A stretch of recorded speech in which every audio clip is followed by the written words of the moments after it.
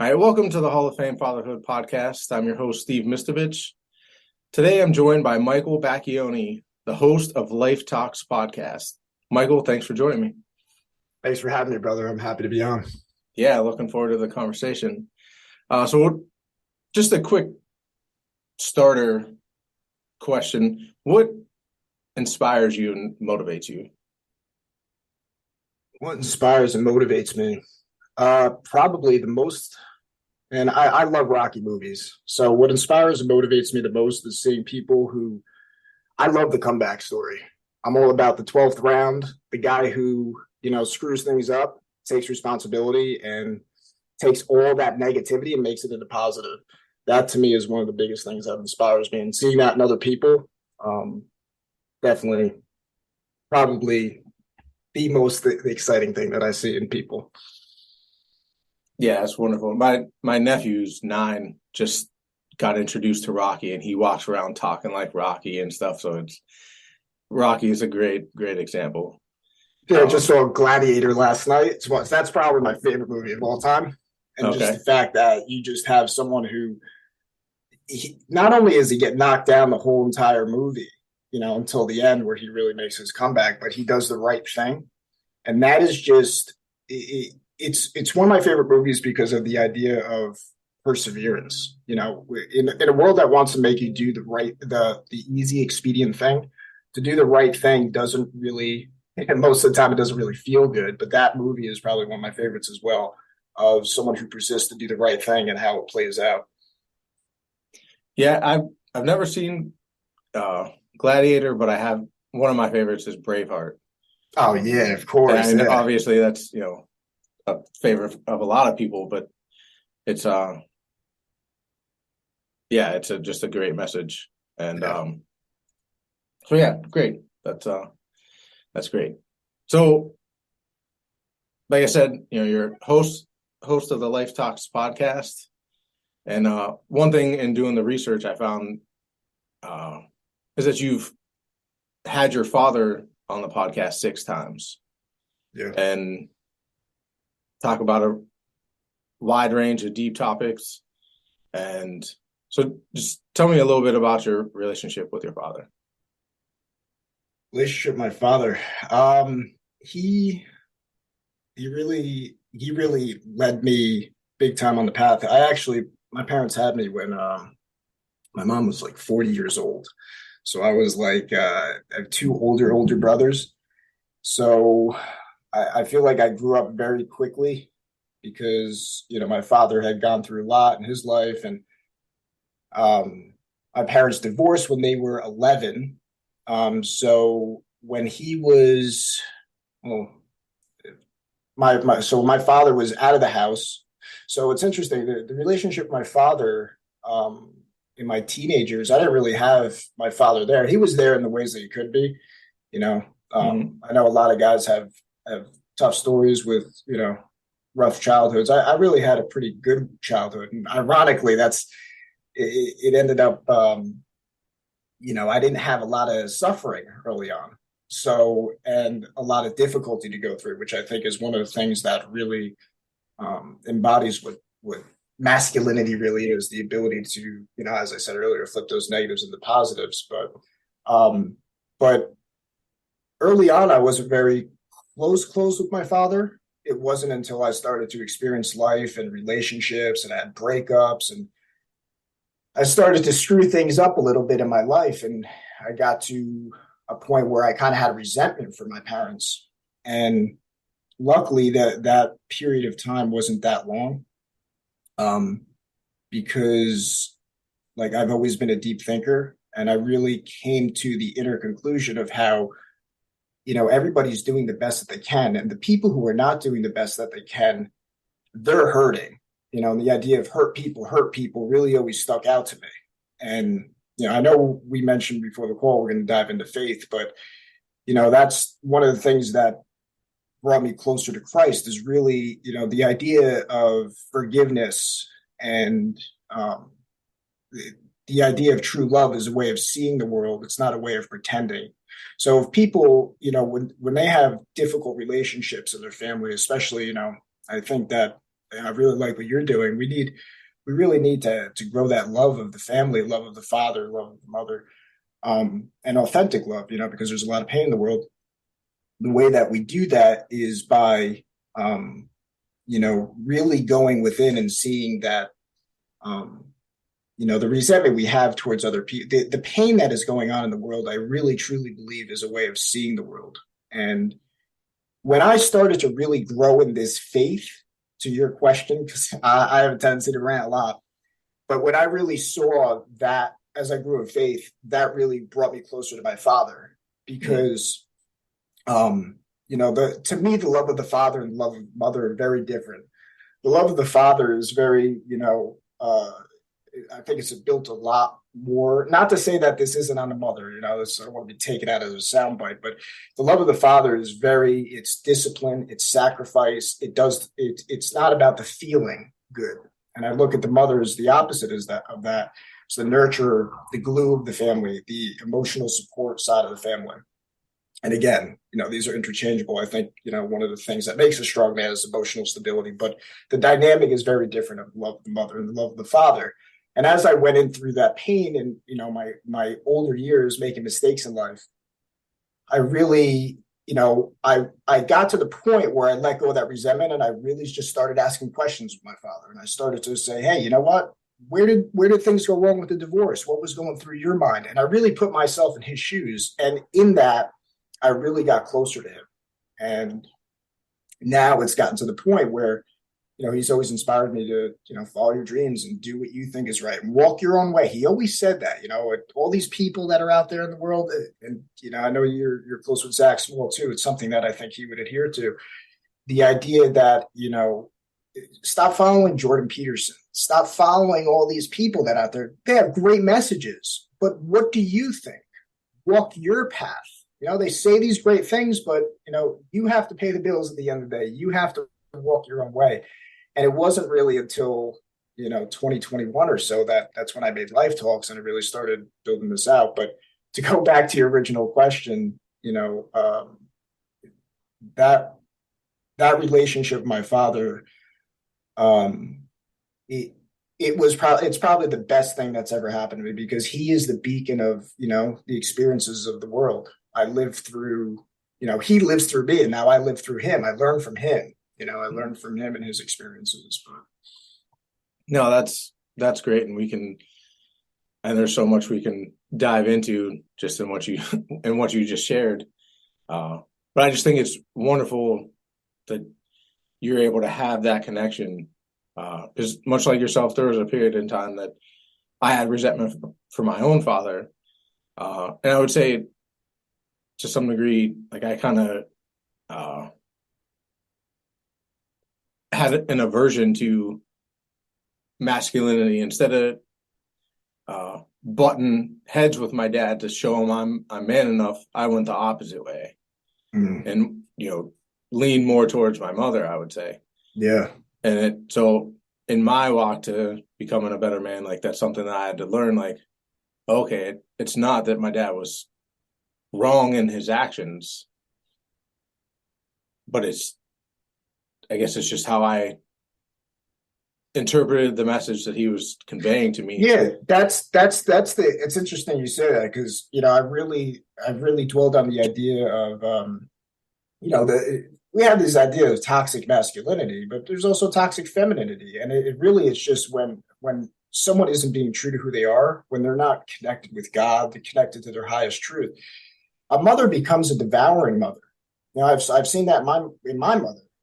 Because she loved me not in the way that my father loved me. The father's love is different than the mother's love. And the devouring mother is I'm going to protect you from the world. I'm going to save you from the world. I'm going to make you feel good. I'm not going to let anything bad happen to you. And that's in her nature. And I've always said my mother's a great mother. She's not a good father. Mm-hmm. And, the father, one of the things is like it's the classic movie 300. I'm a big movie buff so I'll reference those a lot. Before King Leonidas becomes King Leonidas, he goes out into the wilderness. Christ goes out into the wilderness 40 days, 40 nights.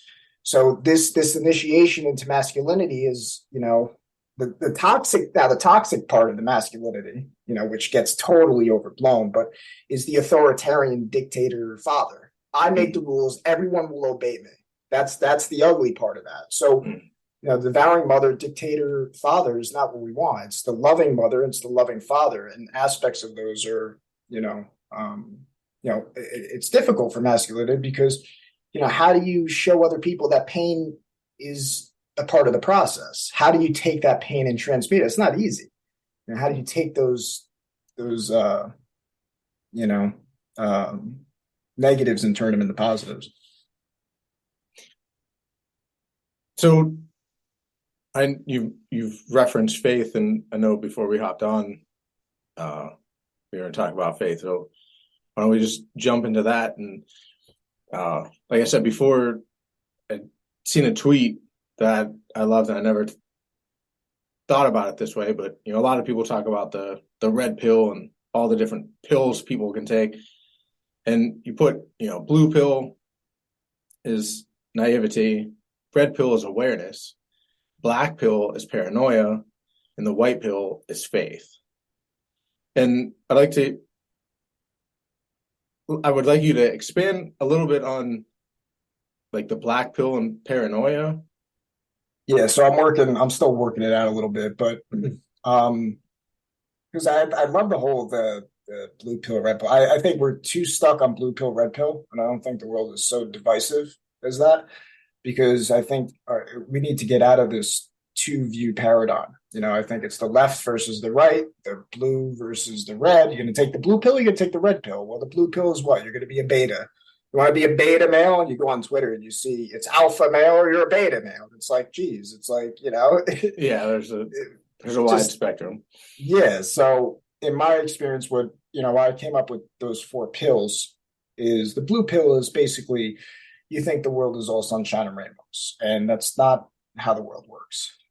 Just live a little bit. And the red pill, the awareness aspect is, I think we've all, whether we lose a loved one or, someone lies to us or we lied to someone and we got caught up in a lie or, a breakup, we start to realize it's not, it fractures our narrow view of the world. So, and the red pill, you start to see your own naivety in yourself, and you realize how other people can take advantage of that and how you can take advantage of other people as well. And it's the mind.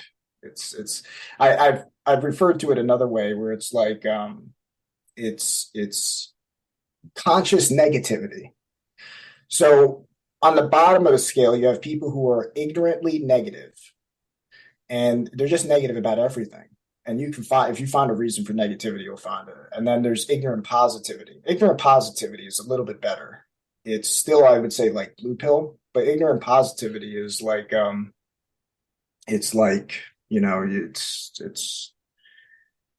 it's someone putting out fake positivity. It's like anybody can say, you could do it, and it's better. It's better than just being negative, and it can be a catalyst to something better. But the red pill is the awareness. When you see the world as it is, I feel like a phase of cynicism that can come in with that. And I often attribute it to like comedians. Comedians will, George Carlin, I think, was a great example. He was someone who was aware. He saw through the game, and he was very cynical about it. So the black pill, that leads to the black pill, is the paranoia. Paranoia is, this goes back to what I was saying with the idea of masculinity. That stage it's not for the weak.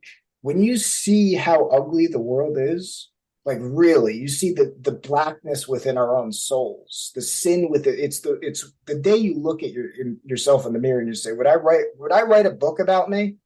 Would I be happy about that book? Did I really, in my own heart?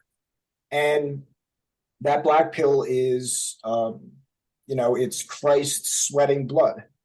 I mean, that's how I look at that. So it's not, because you can easily get pulled into all the fear of the world, and it's not you have to.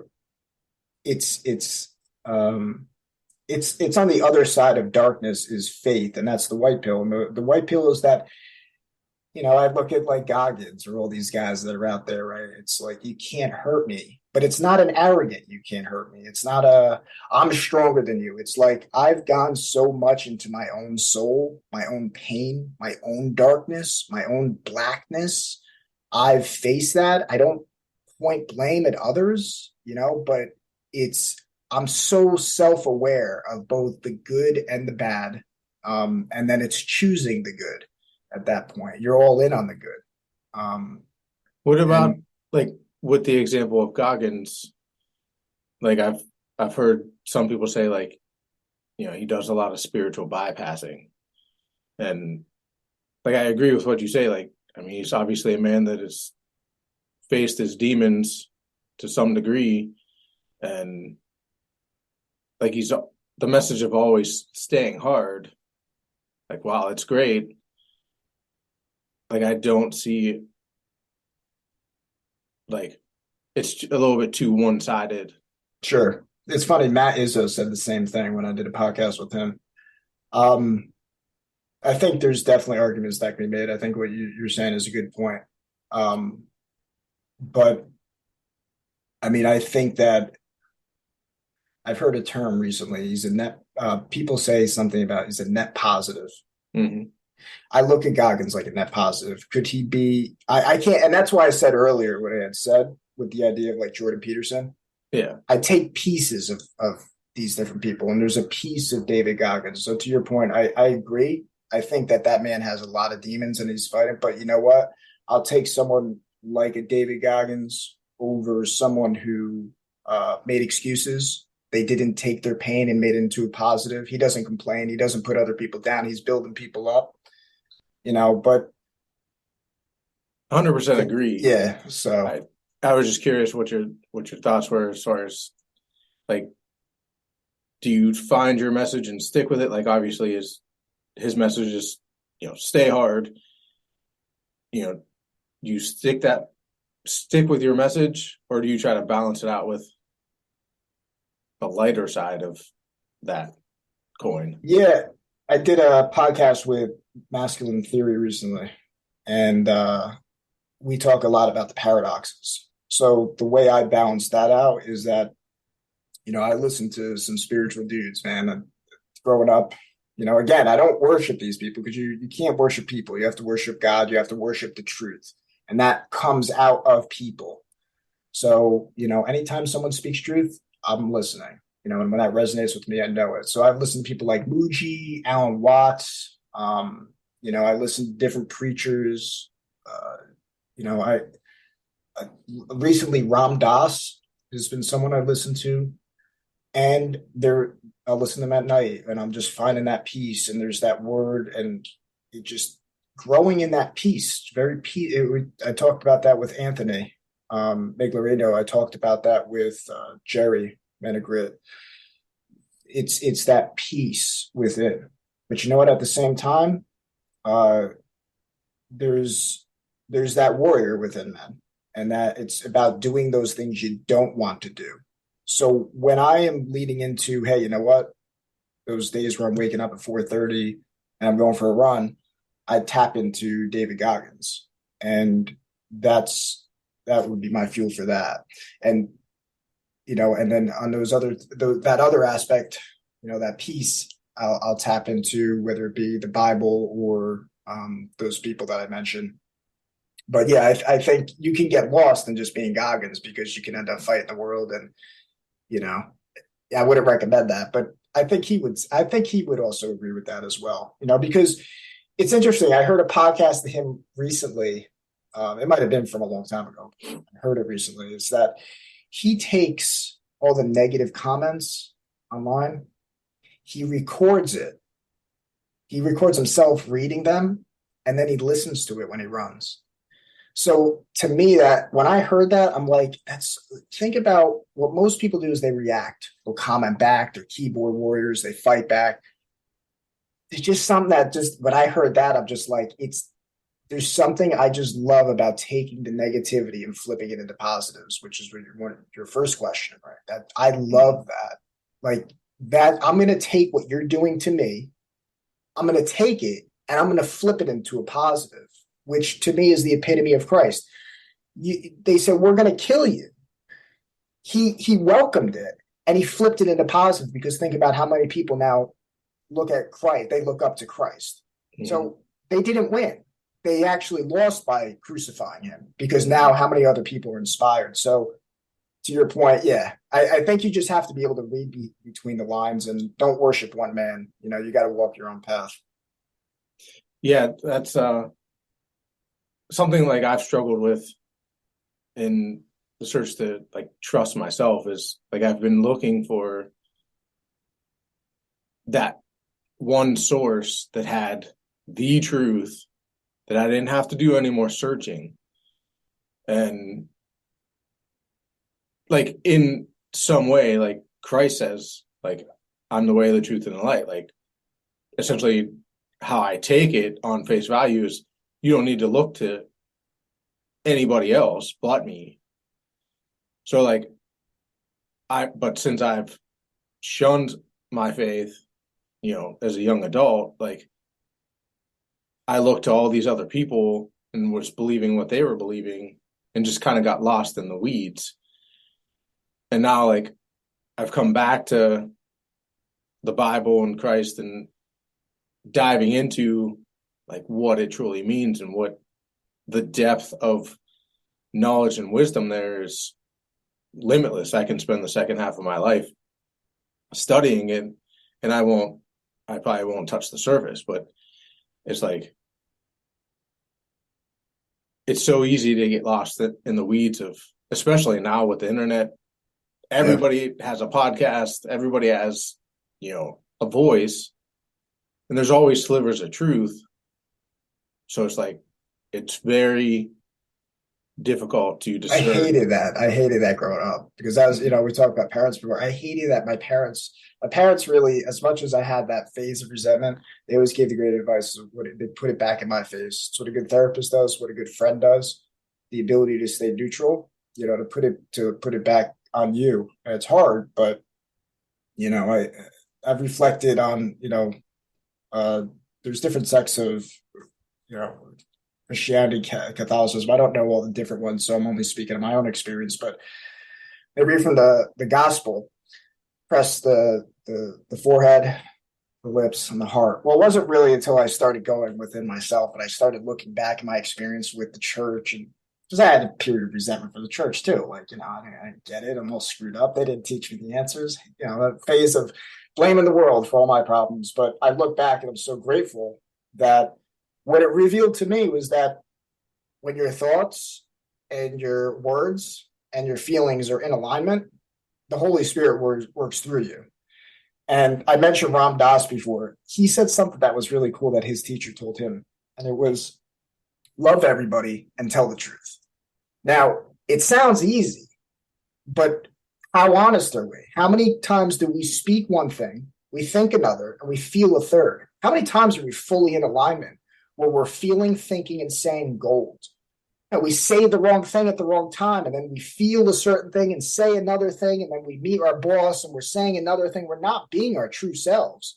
And it starts by sacrificing that ego. So nobody comes to the Father except through Christ. One of the things that I've interpreted through that, is you have to sacrifice your ego. You have to sacrifice pride. So part of that is, you start saying what's on your mind. You start talking about the past or whatever, not to live there, just to get it off. And, FOE, that's an example of what that is, right? It's a place for men to kind of just say, here's my shit, here's my baggage, this is what's on my mind, this is what I'm feeling. And then we take that and, what are you doing about it? Taking action. And, but when those things are in alignment, then I think, you start speaking gold. And when you're speaking gold, you take action. You're thinking, your heart, everything starts from thought. So when the heart and the mind are in alignment, Christ and the Father are in alignment, we speak well and we act well. We were acting based on how we see the world. So, and like you said, it's so easy to get caught in the weeds because we're operating on people who are not in alignment. So then they tell us something, and then, and this goes back to, I think, why a lot of people have resentment for the parents, because they're sharing their view based on the weeds that they got. So now we just have this whole ripple effect of generation after generation following other people's weeds, that we think that's the right way until some experience shows us that's not the right way. We have some conflict. Then we have to reevaluate. And that's a hard thing because the intuition, our true intuition, can easily be tricked by a thought. A thought says, "Oh, this or that." A thought can tell you, "Wow, you're so great," or a thought can tell you, "Oh, you're not so great." And we can believe either of those. And then you have arrogance, or you have someone who's hiding their light.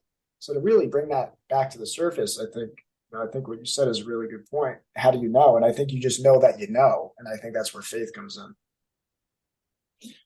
So dive a little bit more into your journey with faith. So I feel like, I was raised Catholic. My mother was very, very much into the church, very much. My father, not so much. He was part of the church. He raised me in the church. But he was very much like, I don't need to go to the church to be a Catholic. And as I've gotten older, I've kind of adopted both of their principles. I think I've shifted more into the idea of not Christian, not Catholic, Christ-like. And to me, that is, what would Jesus do, right, in those situations? And if you're honest with yourself, you know what that is. But originally, faith was not really there. I kind of looked at, church was kind of churchy, for lack of a better word. It was just, I remember when I was a kid, I would look back at the clock. I'm like, when is this going to be over? And there would be like meetings after when we'd have cookies and orange juice, and that's how I was when I was a kid. Communion, it was nice, but it was not. I didn't really have a strong connection because I wasn't really hungry to grow in faith at that point. I feel like kids I naturally had it. So I didn't really need to. It wasn't until I got older, and you start making your own mistakes and falling, and you start to experience the world a little bit, and you escape or whatever it is. Speak for myself, but that's when I started asking questions. And I think maybe you were at high school, college. I feel like I became a philosopher. I started asking out all the questions, very intellectual. And then, it wasn't until no, all my 20s, I really was just I was a thinker. And then I think towards the end of my mid 20s, mid to late 20s, I started saying, yeah, it's hard to really explain, man. It's similar to what we were talking before. It's no more identifying with that thinking mind, and my relationship with faith at that point started becoming, what is true? Like, what is truth? And to me, that really is the core of faith. What is true? And that's hard. It's really hard because when you start to realize that a lot of the world is not following truth, like what is true?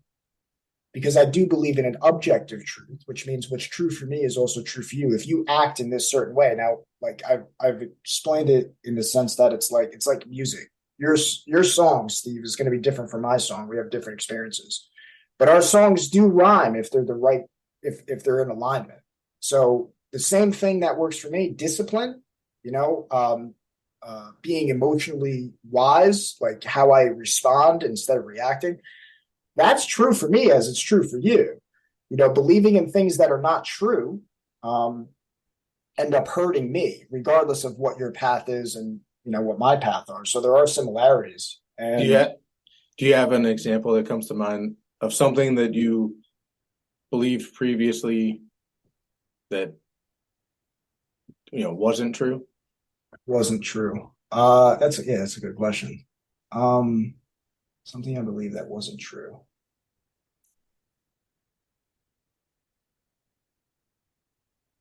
Yeah.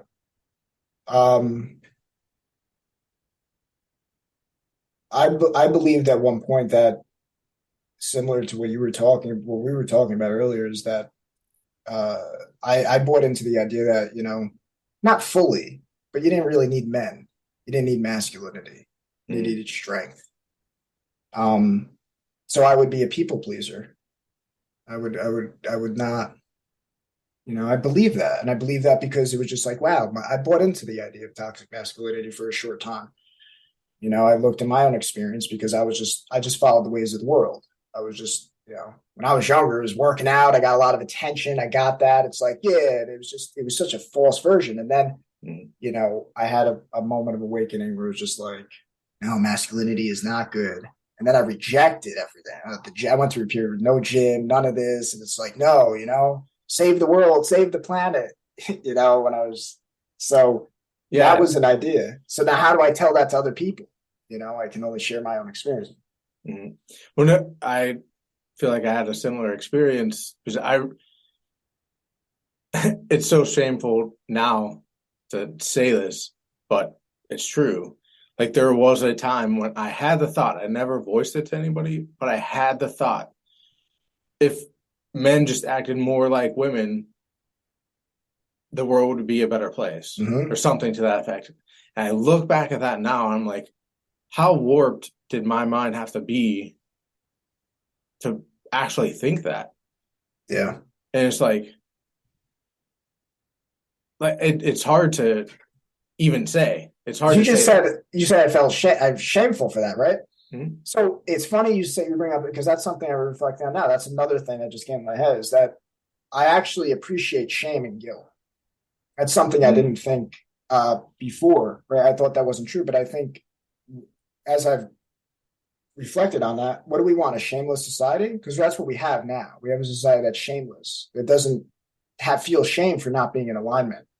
So, you have people on pharmaceutical drugs or doing drugs or drinking alcohol because what they're doing is they're hiding the shame. That to me is the essence of the fall of man. When you cover yourself, you're shameful. Why are you shameful? Well, that's your intuition. That's the truth within. But if you find enough people who can tell you a lie, then you can cover yourself up and feel good about it. And you can actually be proud of it. And that's, we're seeing pride rampant in our society.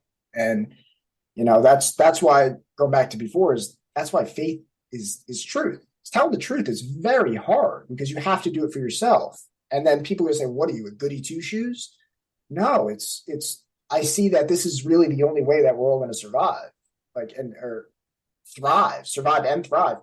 And when you start to live it, you start to take on the projections of other people, and it's not fun. It is a crucifixion. I really believe that. It's you're Interesting. willing to you're willing to speak truth to people, um, and you don't. I think what fuels it is the ability to. That's why I've said before. You have to see it in your heart. That's the kingdom. You have to see it in your heart. Once you see it, as you see it, that's what gives you the strength to endure it. To me, that's what I thought about with Christ. Because to emulate Christ, you have to go within. Right? Christ says the kingdom of heaven is within. So to follow Christ is to go within yourself, and because that's what gives you the strength. When you start to see, like I was saying before, how people are just walking blindly. You see when a guy cuts you off or on the street or somebody's yelling at you, when you see that they're going through pain, that's what allows you to not react. But if you just say, I'm not going to react to the world, I'm going to be holy, you're going to react at some point, or you're not going to be in flow because you're trying to be holy instead of, oh, I see it. And you look, it's insight. That's what it is. So yeah. Yeah, I hear a lot of people say, "Oh, well, just get rid of your ego. You got to get rid of your ego, dude." And there was a time where I was like, "Oh yeah, that's the answer." And it's like, No. no, you can't do that. Like you can't. You'll die. Like Yeah. so, it's like it's. I liken it to a dance. I mean, it's always going to be a dance to try to flow between these forces. Like you said, your mind, your mouth, and your heart, you know, it's kind of like the Trinity, like it's relational. It's all in how you relate to these three aspects of your life. And but there's something in that now that it's inviting. It's like, oh, it is like God wants to dance with you in this life. Like God wants you to dance and try to find that flow, for lack of a better word. And like that's where the magic is. But there's a long, painful process to get to that point to where you can feel like, okay, I know I can be in the center, so to speak, and not go too far out to the edges. And so, yeah, it's Yeah. very interesting. You know Like the when you're shift in walking on perspective. truth. You know when Yeah. you're walking truth. And we're there, and then there's I mean, for all the dating advice too, these poor guys, all these different messages they're hearing now, especially the social media, all this information. Man, it's the best advice was said by Christ. If you lust after another woman, you've committed adultery. And another quote from that, he says, "Let not the left hand know what the right hand is doing," which I think is really this. It's another expression of the same thing. When you're in the place where you're so focused on truth and you see things how they play out, and you go in that inner, ultimately that's where you're not. God is working through you, and I've had glimpses of it, but you fall back and like if I were to say that to red pill Twitter now, I would get ripped up. Be like, oh yeah, you haven't. Of course, I've had lustful thoughts. Of course, that's that part that's there. You have to give the devil its due. Because I feel like another thing Ram Dass has said recently that I heard was, a horny celibate is not close to God, and I love that. Yeah, so there's a lot of people who are just like they reject that animal. So you're like, kill that ego. I'm going to be a holy person now, right? Yeah. There's more. You're more close to God, saying I'm horny as shit, but I'm trying to do the right thing. There's some close to that, and I resonated with when he said that because it's like you're just gonna deny your animal. That's that our animal got us here, right? And that animal is that's part of the dance. But that's the idea of the paradox too, right? Because we have the holier than thou people on the extreme, and then you have people who are totally in the world, right? Let's just have no discipline for our actions, and just and they're fighting each other, not realizing they're one and the same. And it's hard to live in that middle.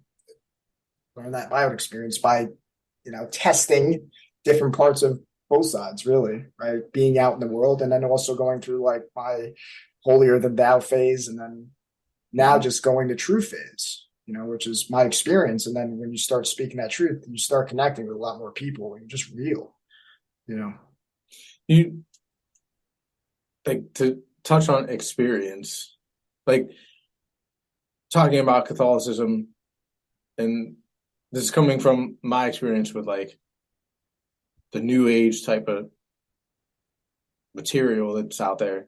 Like, you were born and raised in the Catholic Church, you shunned it, and now you're kind of back in it. Like, I can hear somebody saying in that space, like, well, you're just going back to your bias because it's comfortable.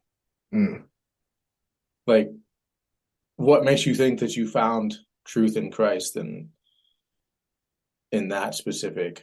Well, I have to give the most honest answer, right? I'm still growing in that.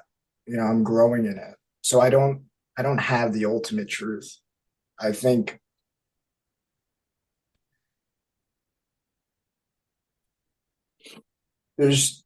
I brought up Rocky, brought up Gladiator, you brought up Braveheart.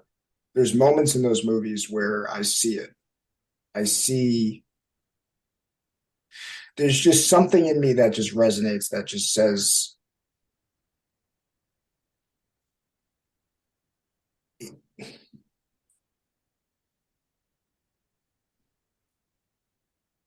the sweating blood, Christ sweat blood, that anxiety.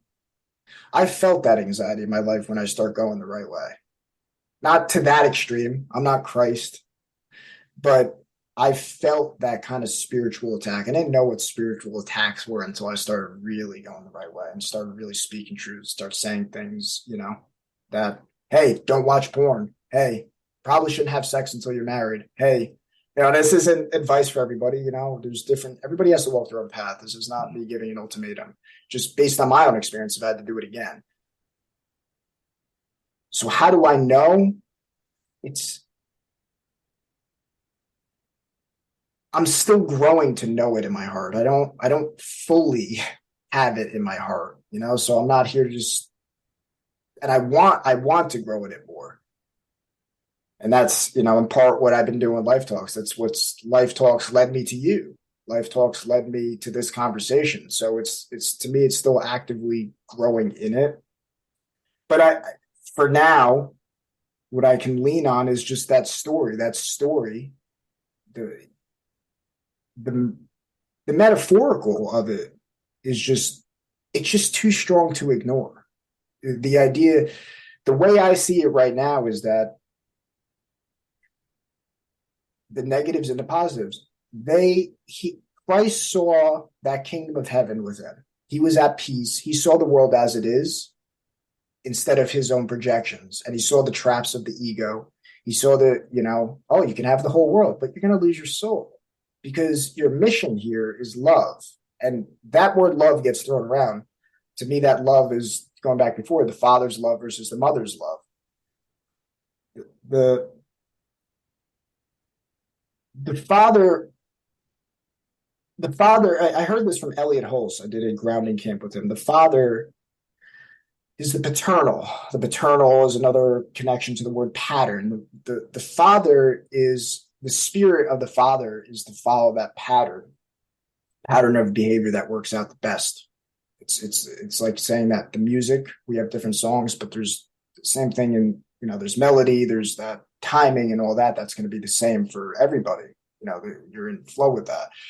The pattern is what that analogy really made sense because the opposite of that is the maternal, the mother, the matriarchy, the matrix, the world, right? There's no coincidence that we say Mother Earth and Father Spirit. So it's out of the world. And that's just, again, when I started hearing these things and connecting dots in my own experience, Christ says he's not from this world. That makes sense because he's not following what the world does. The world will tell you fit in, do this, do that. And so I guess there's just glimpses that I've seen of Christ that I really just can't deny. And it's hard to really put into words. But to try to sum all that up is that I think there's aspects that are the same. I think of the laughing Buddha. Why is when you start to see how simple the truth is, not easy, but how simple it really is to follow Christ is just to follow truth. That's the simple. Now I could just say that, right? I could put a tweet out to follow Christ is to follow truth. But now we're having a whole podcast talking about it. Mm-hmm. So I think it's really easy. It's following truth. But how much courage do you have to follow truth? How much courage do you have to, to follow truth is to own your own sins. To come to truth is we're all fallen, right? So we've all fallen short of the glory of God, glory of truth. So how do you get back on that? You have to, you have to own it. You have to repent. You have to go the other way after you experience your own errors. And then you realize other people are doing it. That's where forgiveness comes in. So there's just all these different ideas that just says that's what continues to make me follow Christ. I don't know if that answers your question, but. No, I think that's a great answer. I mean, I would be skeptical of myself. And, if anybody's like, well, yeah, I got the answers because this is what I know. I have a natural aversion to that. That's, I think, one of the reasons why I shot away from the faith when I was young, and for other reasons, I'm sure as well, but it was handed to me as certainty. And I can see where that comes from, but I don't think, a child's mind can grasp that. So I kind of was like, Well, they have it too. That's why I was. They right, have it. In order to enter the kingdom of heaven, you have to become again like a child. Because there's right. that innocence. We're called to return to innocence, but it's hard when we have all of our own guilt and our shame. We have to Mm. own it. Yeah, I like for me, the story is very scalable. Like it goes down to, you know, it ends with doesn't end with, but the crucifixion is essentially the maybe the worst form of killing or torture that you could possibly think of. And I've heard it from Jordan Peterson and other people like we killed like people killed God. Mm.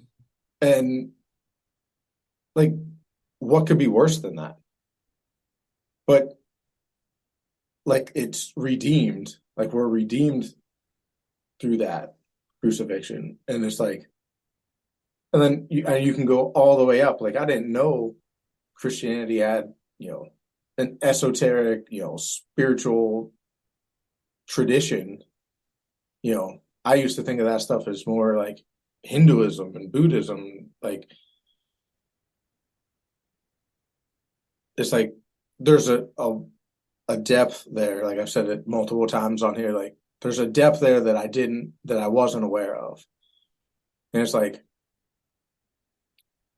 there's a part of it that is coming back to comfort because it's what I know. It's how I was raised. But it's kind of like coming back to your parents. Like your parents hand you a bunch of shit and then you become an adult and you're like, my parents were full of shit. They didn't know what they were talking about. And then you become a parent or get a little bit older and realize, oh no, like you said, they were doing the best that they could. And they handed me parts of the truth and as much as the truth as they possibly could. So they weren't completely wrong. So it's like you just don't know what they were dealing with at the time when they were handing you Yeah, the what they forgiveness handed is you. is for yourself, right? Because Mm-hmm. Zach Small comes to mind where it's like where he has said like, well, if your parents were really shitty parents, you shouldn't be like honoring that. He said certain times like that. And again, it all comes back to the paradox, right? You forgive them because they were operating based on how they were, how they saw the world. Otherwise, they wouldn't operate that way. So that's the forgiveness for yourself. But you can still speak to your parents and speak your frustrations. You shouldn't have treated me this way. And there should be, there should be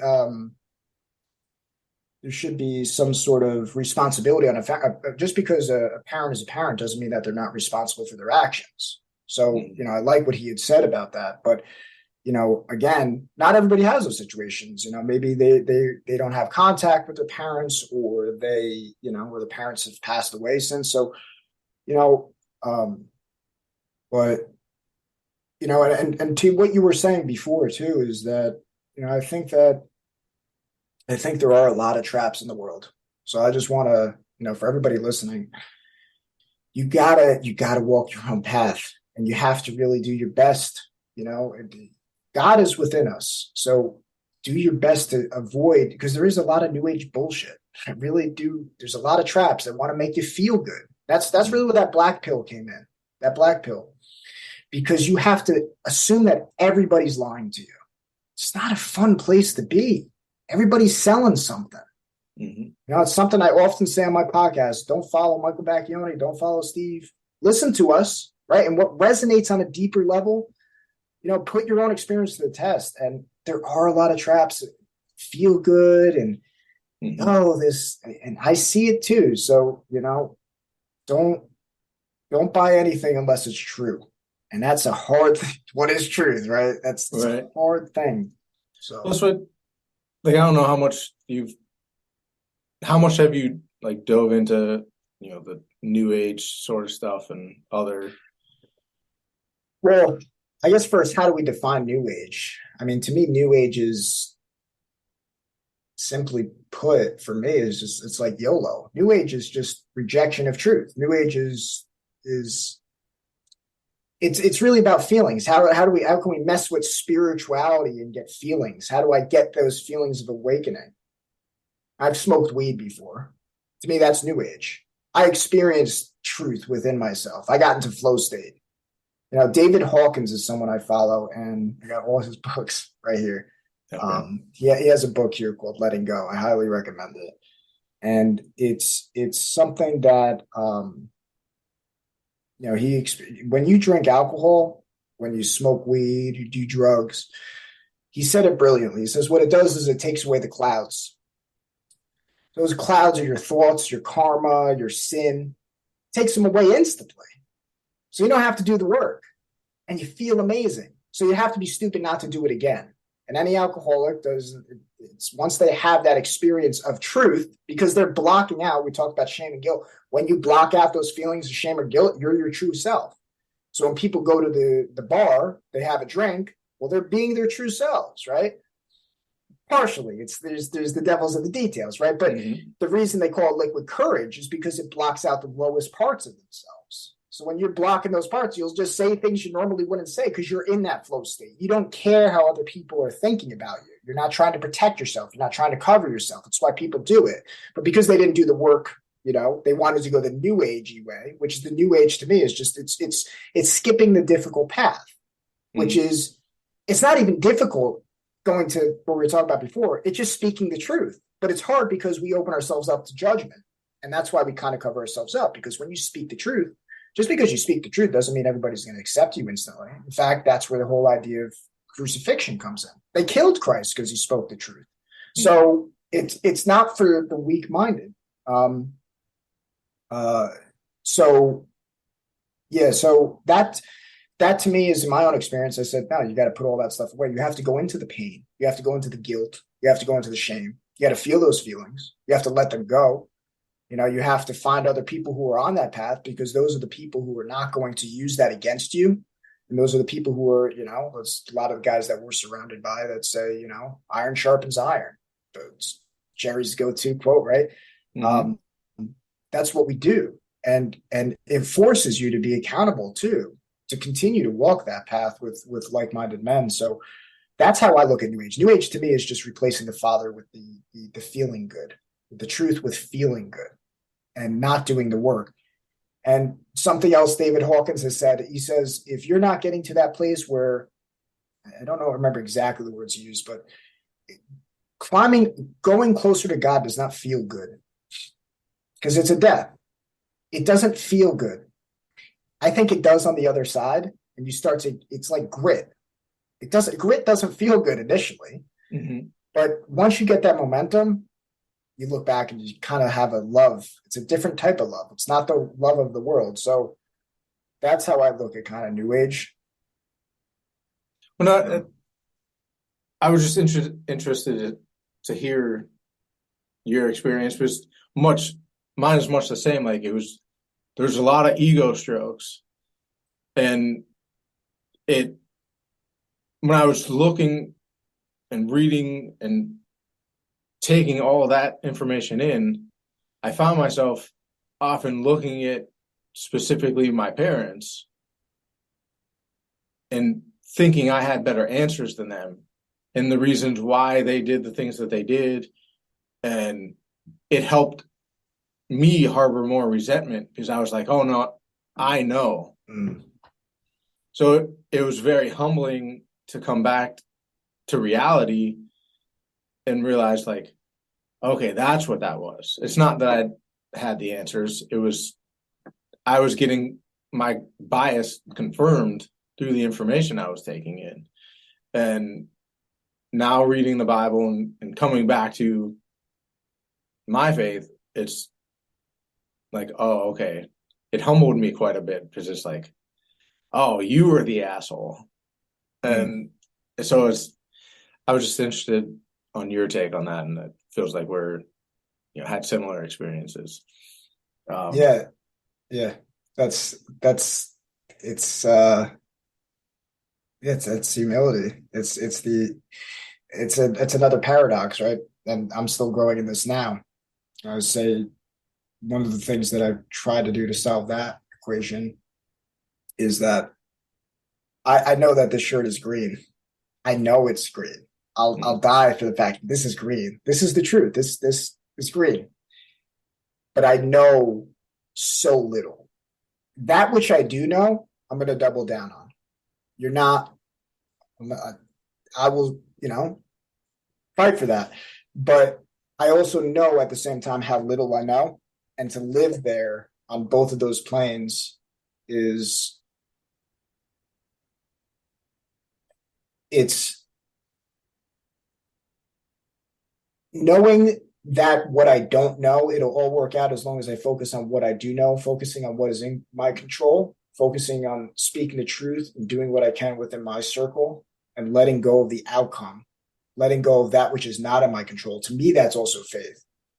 So the variables that I'm not in control, I don't know.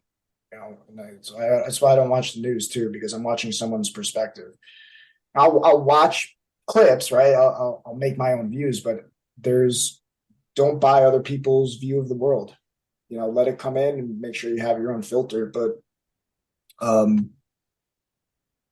that faith is knowing what you don't know will work out.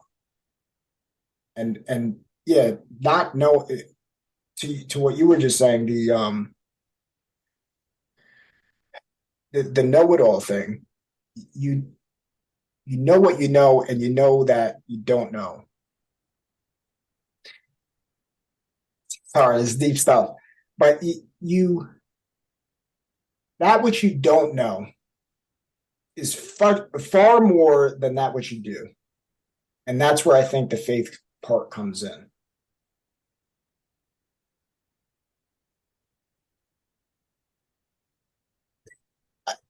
This is probably the best way to explain it. Recently, I heard, I spoke with Akira the Don. He's got some great music. Okay. And he had a song where he had Terrence McKenna. And he had said, worrying is praying to the devil. Worrying about the future is you don't know enough to worry. That's God's truth. And that just hit me like a rock, because when you really think about that, you don't know enough to worry, but everybody's worrying. Worrying presupposes that you have such a novelty of knowledge that you know what's going to happen. It's actually a form of pride. You know what's going to happen in the future. The truth is you have no idea. Even if you think you do, you watch all the you're just touching a surface of what you don't know.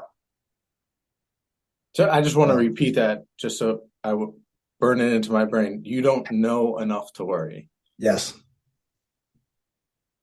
Fantastic. But the opposite is also true. You don't know enough to you don't know enough to not worry. This is the paradox, right? You don't know. The point is we don't know enough. So let's do what we can with what we have and let go of the rest, and hoping that the fruit, the actions that we take, they ripple out in time and it comes back to us. That's all we can do. You can worry about how things are, or you have to protect all the good things you have. There's both two sides of you can gain the whole world, then you got to protect it. So you don't, that's the black pill too.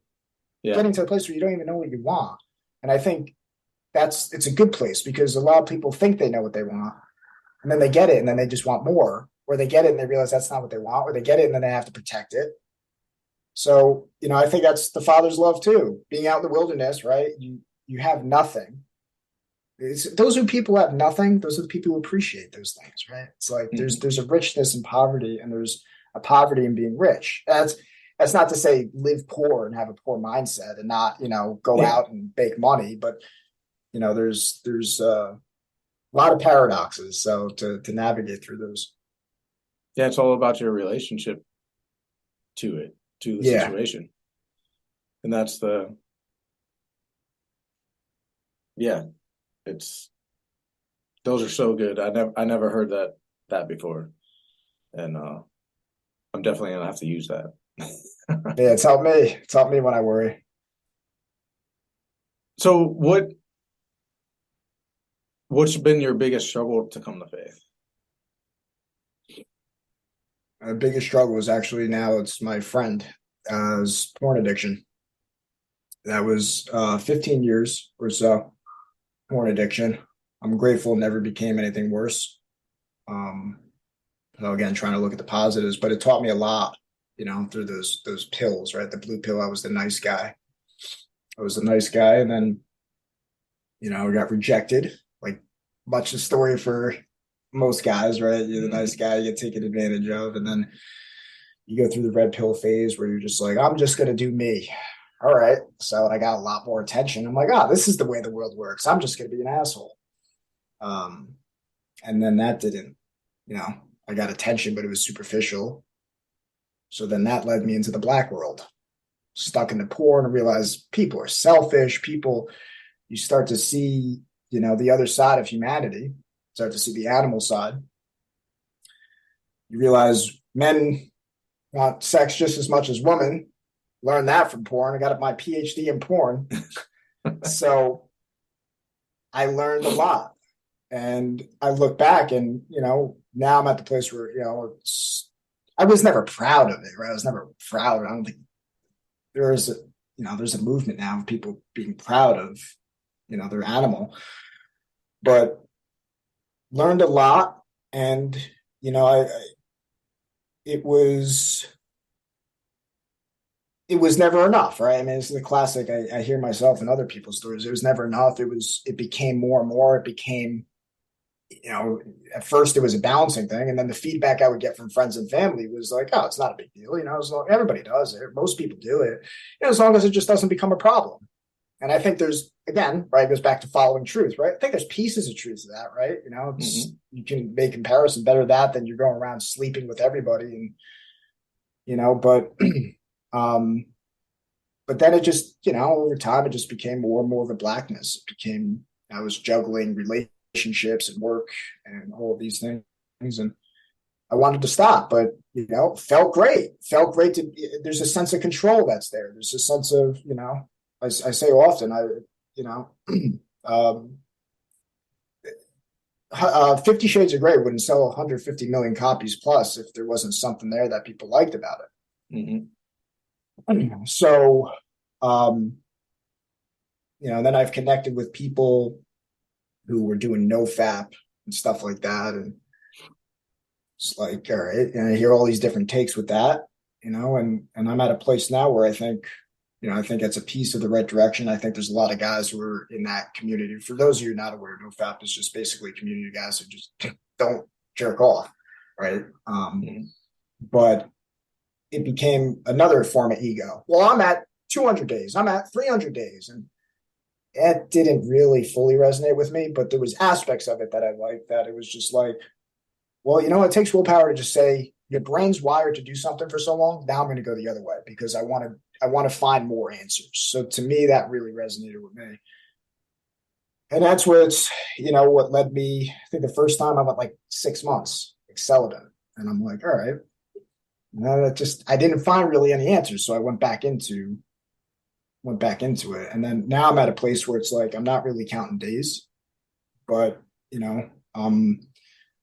my priority in the relationship that I'm with now, I'm engaged, is we're kind of similar backgrounds. We both were raised in the church, but we kind of, we got pulled into the world, and now we're just growing back into the faith because we've both been hurt in our life, past relationships, and, not really having that relationship with sex as it's supposed to be, which is an act of creation. I think when a man is operating in his highest truth, the woman's operating in her highest truth, it's an act of creation. You're in a flow state. That's love. It's true love. To me, it's said define that as rising in love instead of falling in love. The world falls for love. To fall in love is to fall for just being liked by somebody else, validation, or falling for the person instead of rising into a way of seeing the world. It's the best way I've come to articulate it. When you're rising in love, nobody can take that away from you. When you fall in love, well, you're pedestalizing another person. Your reason for living is the other person. But, and I think it's over time, the wound of lust for me taught me a great lesson of I guess what not to do, but it's led me to the place now. Faith has led me to the place now where it's how to be in the world but not of it. And you see that, I see that in like the Twitter, it's still a lot of blue pilled or a lot of red pilled. And there's two sides again of the same coin. I think that to find that middle way and that to me that's the aspect of faith as well, is that how to be in the world but not of it is you have to experience being in the world and you have to experience like rejecting the world. That's why these guys go to the gym, right? They're rejecting the need to feel good and get that valid. Like they're just all in on the gym. And then there's people who the place they're walking right now is in the world, stuck in those vices. And so why should I give this up? And if I'm honest with myself, I've experienced both ends of that. Mm-hmm. So now I'm trying to grow in that middle place, which again, it's not easy to do, but that's really been my relationship with faith. And I guess the lust and the sin led me to shame and guilt because I wasn't expressing I wasn't in alignment with truth in that I was stuck in desire and all that. Because I realized the pain of going into truth because you open yourself up to being attacked. If that makes sense. When you start speaking truth, it's, why should I give up the candy? Well, when you start giving up the candy and you realize other people are not giving up the candy, and then realizing that candy it's not eternal. Mm-hmm. What are you going to get out of having a high notch count? What are you going to get out of you don't get fulfillment. You just get ego boost. And we're all doing that to each other. So when you stop it, you rewire that brain. That's what led me to really, really diving in my own experience, my own pain, and realizing that when I start walking that right path, most people are not going to get it, but it's not about me versus them. It's about me going the right way. And that me knowing in my heart, based on my own experience, that when I went the way that other people went, I saw where that led. And that's what keeps me to go the right path, because I know at some point, in some time in their life, when they see inside themselves where they're headed, that becomes an opportunity for me to speak my experience to them. But most people are just going to say, this is stupid. Who cares? Porn's not a big deal, whatever. Right. So. No, that's good. That's good. It is something that distracts many men, from being their best selves. And have to maybe come back to, do another episode and talk about that. But what would be your advice for a man that is in the struggle right now? Like, what's the first step to getting back on the right path? I think the answer is in the paradox. I think if I was speaking to my younger self, I would say, take the advice that you need for you. Either one, be disciplined, find people who are on that same path and cut it out and count the days. Somebody else might need to hear, keep doing it until are you honest with yourself? Are you really enjoying it? Do you want to have, what I think the pinnacle of our experiences is be married or be a monk? To be married is to have children, to have sex with someone that you absolutely love deep down, powerful, intimate, passionate sex with somebody that you absolutely love. That's an act of creation. And then you're having a family that you raise together. That's really, to me, what's in my DNA that we really want, or give it up completely. But most people are not ready to hear that. So what I would, and I know I wasn't ready to hear that years ago. So what I would invite people to do is it's a freedom. There's a freedom there. First of all, see it for what it is. And the way you see it for what it is, again, is either keep doing it. If you're finding fulfillment in it, keep doing it. because that's something I didn't really hear when I was in it. I was hearing one side or the other. So I can only, by me speaking my experience, I think that's what leads people out of it, because somewhere deep down we know that. I knew that even in the midst of it. Uh, so I would just tell people the worst thing you can do is judge yourself, like literally, because there's something about, at least in my experience, it would be like pride. I'd be living in pride, where just like, it's all about like, it's because that's what it is. It's like, oh, look how sexy you are, right? It's all about, look, you're sexy, yes, and it's all that. It's all control, right? So once you have that, then you experience that. That's not the pinnacle of our human experience. Then you fall down into guilt and shame. Oh, I did it again. I fell into that, and then you live there, and then you go back into pride, and it's an oscillation between both. So the way out of that is to just to see it for what it is. And I know it sounds kind of simple, but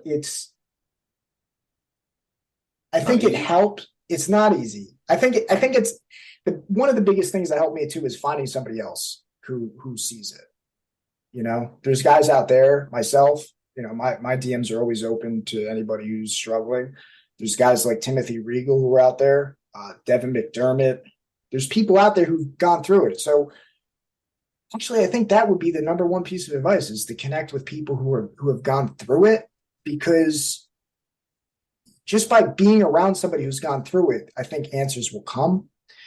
But until then, it's like the what is it? How does the quote go? The when the student is ready, the teacher arrives, or something like that. Yep, yep.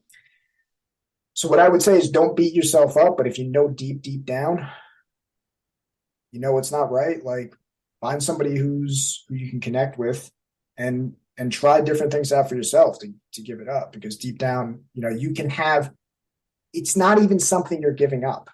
There's a period of time where it feels that way, but long term, you win, because you'll attract that which God will give you. That's the quote where, don't seek first the kingdom of God, which is truth, right? Give up the world, and then the world comes to you. It's a paradox. No, that's great. So one question that I ask every guest, and I save it to the last, is we've touched upon fatherhood, and obviously this podcast is based around that. But I know you're not a father yet, but how would you define a Hall of Fame father?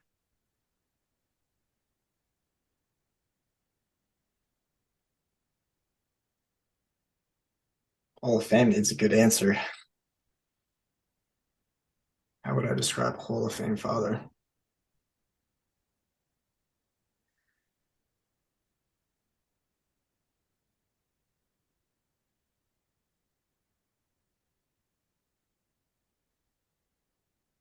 A Hall of Fame father is someone who follows God, which is truth, our highest truth. And to do that is to lead by example, to be the change that you want to see. So if you want your son, your daughter to be the best version of themselves, the best way to do that is through your own example. Be that which you want your kids to be. Don't tell them and yell at them. And it's not to say there won't be difficult times, but be the change that you want to see in your children. That's how you get Hall of Fame, I think. Where can people find your work, Michael? Life Talks. I've had some censorship on YouTube, but you can find me Michael Bacchioni. Just type my name in YouTube. I'm on Twitter, born_again_men, and on Instagram, same tag. We'll put the links in the show notes, but it's been a great discussion, and look forward to doing a round two. Appreciate you having me on, brother. All right, brother. Take care.